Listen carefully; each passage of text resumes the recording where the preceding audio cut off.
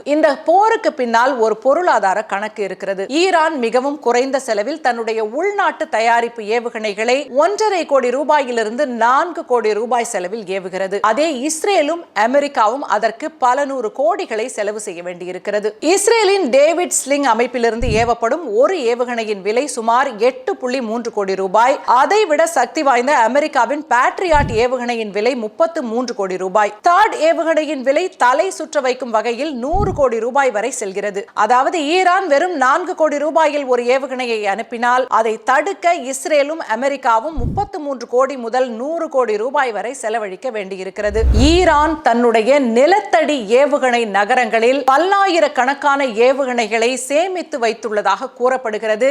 இது பற்றிய தகவல் வெளி உலகுக்கு இதுவரை தெரியவே தெரியாது. ஆனால் அமெரிக்காவும் இஸ்ரேலும் ஏவுகணைகளை லாக்ஹீட் மார்டின் போன்ற தனியார் நிறுவனங்களிடமிருந்துதான் வாங்க வேண்டும். ஒரு கட்டத்தில் இவர்களிடம் ஆயுதம் தீர்ந்துவிடும் அபாயம் இருப்பதால் தான் இப்போதைக்கு அமெரிக்காவும் இஸ்ரேலும் சற்று பொறுமை காக்கிறார்கள்.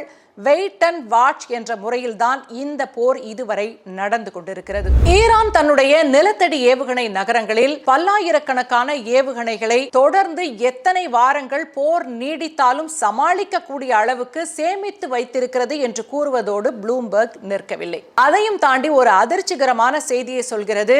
இன்டர் கான்டினென்டல் பாலிஸ்டிக் மிசைல், அதாவது கண்டம் விட்டு கண்டம் பாயக்கூடிய ஏவுகணை தொழில்நுட்பத்தில் ஈரான் தேறிவிட்டது. தயாராக அந்த ஏவுகணை இருக்கிறது. ஈரானிலிருந்து ஏவினால் அது அமெரிக்காவை சென்று தாக்கக்கூடிய அளவுக்கு இருக்கும் என்று ப்ளூம்பர்க் அச்சத்தை கிளப்பிவிட்டிருக்கிறது. ஒருவேளை ப்ளூம்பர்க் கூறக்கூடிய மாசியோ மான்ஸ்டர் மிசைல் என்பது உண்மையானால் அமெரிக்கா ஈரானை பார்த்து பயந்துதான் ஆக வேண்டும்.